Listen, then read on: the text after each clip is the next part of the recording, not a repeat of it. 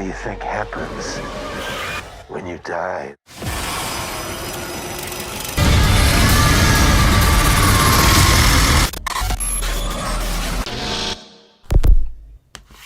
رفقا سلام. اکتبر 2025 رسما ماه وحشته. پر از فیلمای ترسناکی که میخوان مغزتون رو منفجر کنن و خواب شب ازتون بگیرن. از هیولاهای دیوونه گرفته تا کابوسایی که زنده میشن. این ماه هر چی که بگین توش پیدا میشه. قبل اینکه بریم سراغ معرفی این فیلمای خفن، اول ویدیو رو لایک کنین، کانال رو سابسکرایب کنین و زنگوله‌ش رو هم بزنین تا از ویدیوهای بعدی جا نمونین. بدون معطلی میریم واسه ادامه ویدیو. شاتر.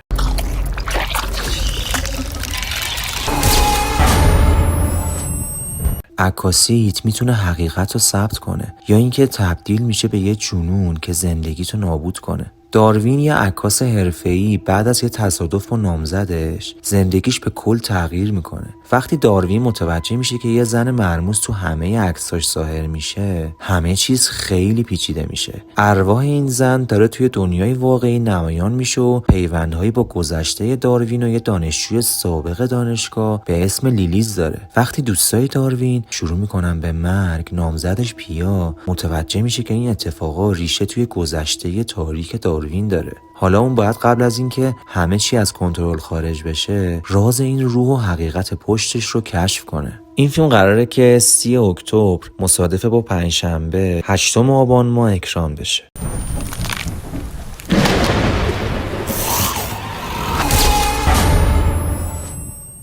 Death Whisperer 3 نجوای مرگ 3.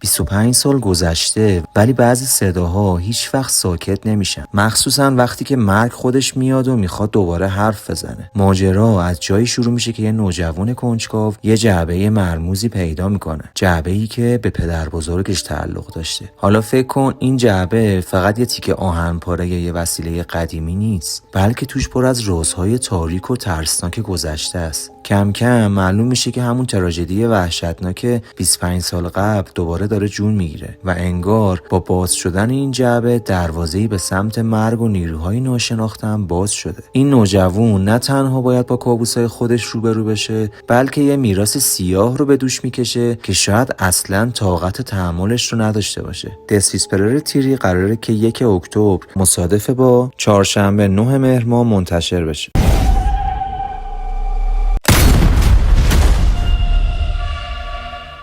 کایوتیز، کایوت ها.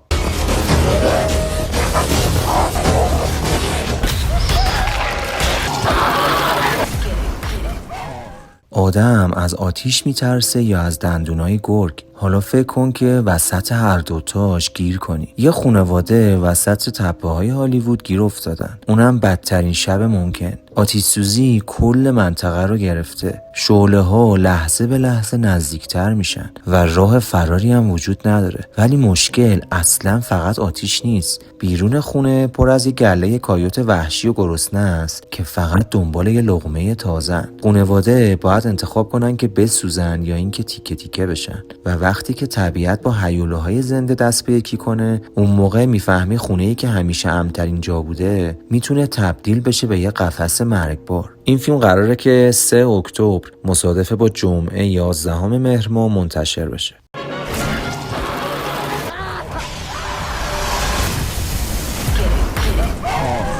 دیوار، بلعیدن.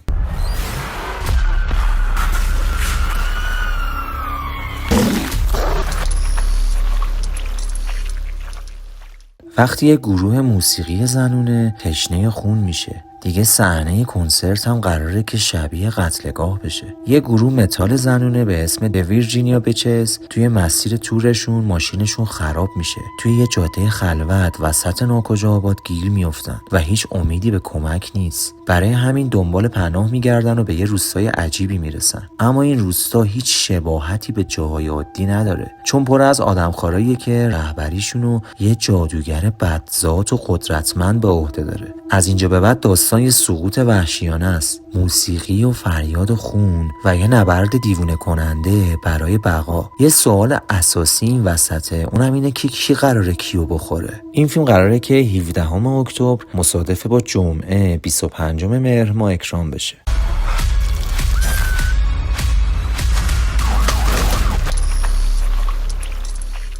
Halloween Aftermath. It's happening again.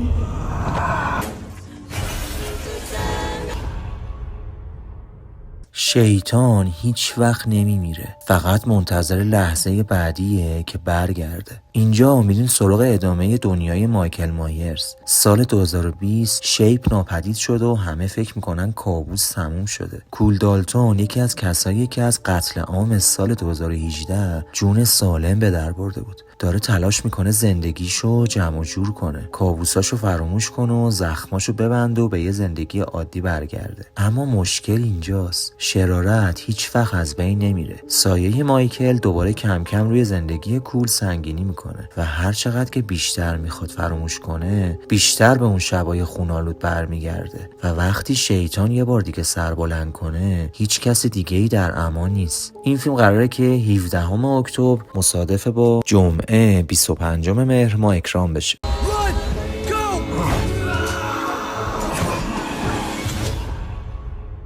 Modern Folklore.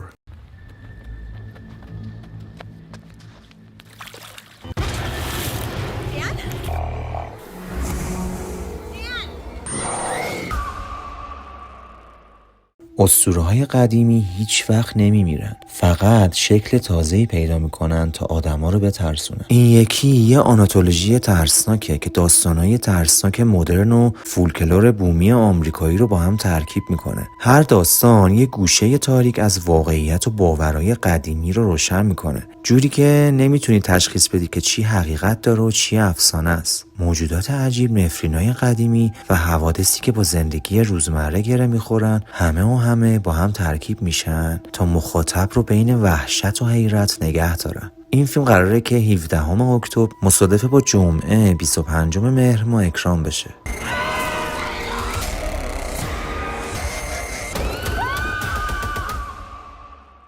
کیفارا، کیفره.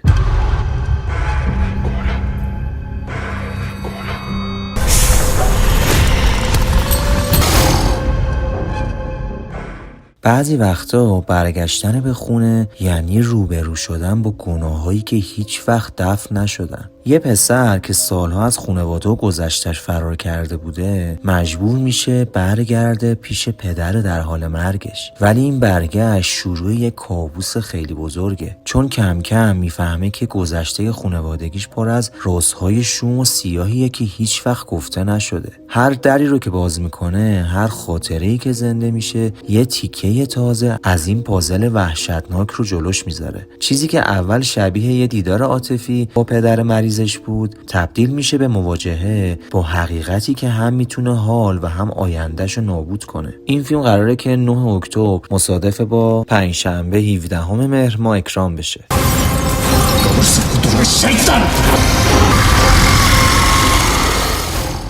استی، بمون.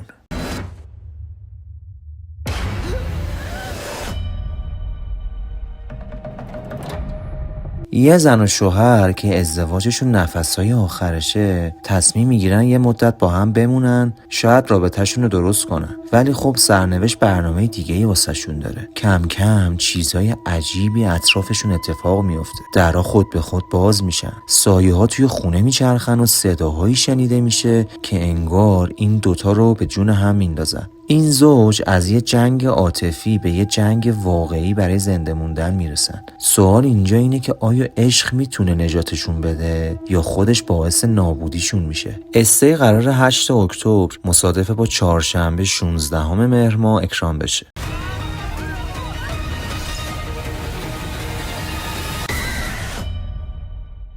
بیگ بیبی، بچه بزرگ.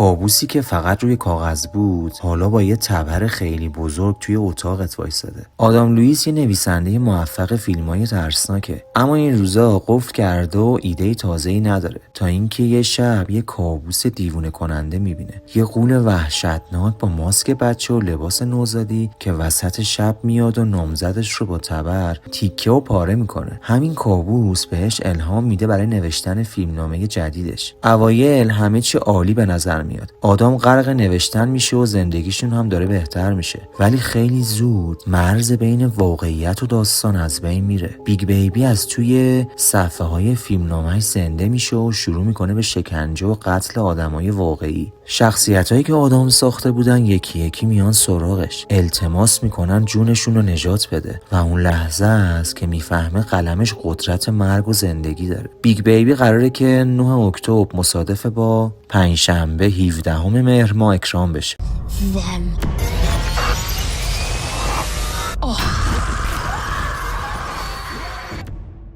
The hand that rocks the cradle. دستی که گهواره رو تکان میدهد.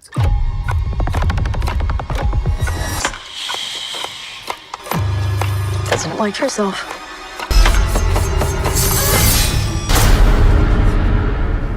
گاهی نیروی شیطانی پشت یه لبخند مهربونه. یه زن مرفه توی حومه شهر یه پرستار بچه جدید به اسم پالیمورفی رو استخدام میکنه. اول همه چی عادی به نظر میاد، ولی کم کم مشخص میشه که پالی اون چیزی نیستش که ادعا میکنه. سایه تاریکی که وارد خونه شده میتونه زندگی خانواده رو به آشوب بکشه و آرامش ظاهریشون رو به یه کابوس وحشتناکی تبدیل کنه. هر حرکتش پر از نقشه‌های شومه و خانواده هر چی زودتر باید متوجه این قضیه بشن قبل از اینکه دیر بشه با چه نیروی شیطانی طرفن. این فیلم قراره که 22 اکتبر مصادفه با چهارشنبه 30 مهر ماه اکران بشه.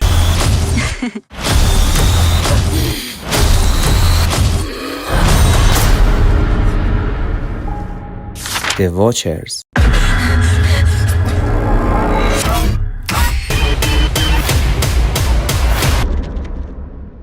وقتی که گذشته تاریکت همه جا همراهته، دیگه هیچ جای امنی نداری. لونا یه دختر نوجوان پر از مشکلات مجبور میشه که با گذشته تاریک خودش روبرو بشه. یه موجود مرموز شروع میکنه به دنبال کردنش و کم کم زندگیشو پر از وحشت میکنه. اون باید بین کشف فساد توی شهر و فرار از یه نیروی مرموز تعادل پیدا کنه. هر قدمی که برمیداره تاریکی بیشتری دور برشو میگیره و هر اشتباه ممکنه که کشنده باشه. این فیلم قراره که 24 اکتبر مصادف با جمعه 2 آبان ماه اکران بشه.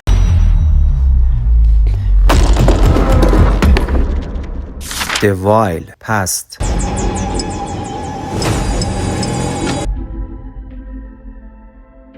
وقتی زندگی صلح آمیزت با یه ازدواج دوم خراب میشه، یه تاریکی ناشناخته همه چیزو میبله. آمانی فکر میکنه زندگی آروم و خوشبختی داره تا اینکه شوهرش یه همسر دوم اختیار میکنه. از همین لحظه یه سری نیروی تاریک و مرموز وارد خونه میشن و همه چیو به هم میریزن. هر روزی که میگذره اتفاقات عجیبی میفته. سایه ها شکل میگیرن و یه حس وحشت دائمی همه جای خونه رو پر میکنه. آمانی باید کشف کنه که چه نیرویی پشت این اتفاقاته و چطوری میتونه خودش و خانواده‌شو نجات بده. The While قراره که 30 اکتبر مصادفه با پنجشنبه 8 آبان ماه اکران بشه.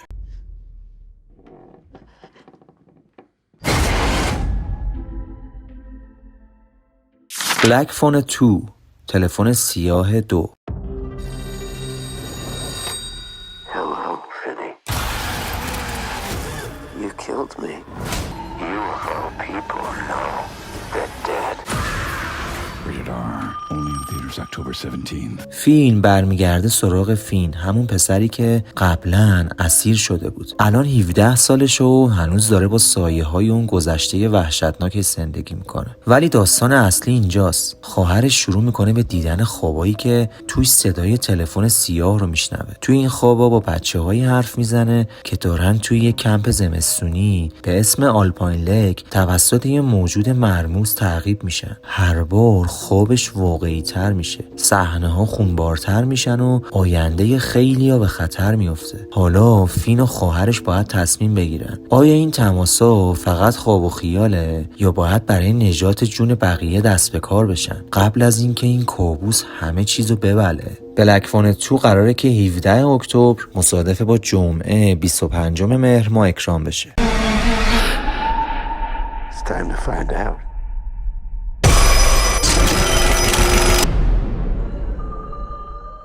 VHS هالووین.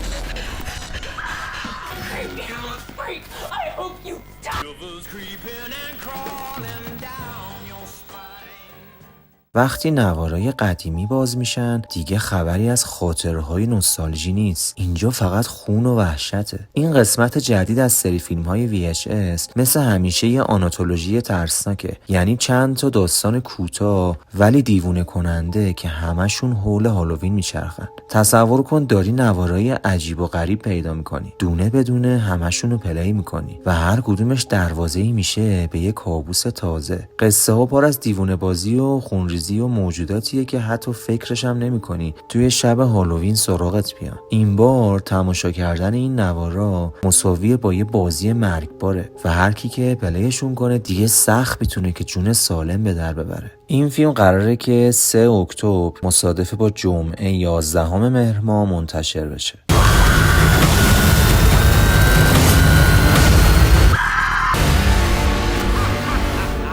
خب رفقا، رسیدیم به آخر این سفر ترسناک واسه ماه اکتبر. امیدوارم تا اینجا حسابی هیجان زده شده باشین، قلبتون تون زده باشه و شاید حتی یکم ترسیده باشین. یادتون نره که توی کامنت ها بهم بگین که کدوم فیلم بیشتر دلتون رو لرزوند و منتظرشین، چون میخوایم بعداً تحلیل و بررسی عمیق این فیلم ها رو با هم داشته باشیم. حتما همین الان لایک کن، کانال رو سابسکرایب کن، زنگوله‌شو هم بزن تا همیشه اولین کسی باشی که از ترسناک‌ترین فیلم‌های تازه خبردار میشه و هیچ چیزی رو از دست نمیده. تا ویدیوی بعدی، خدا نگهدار.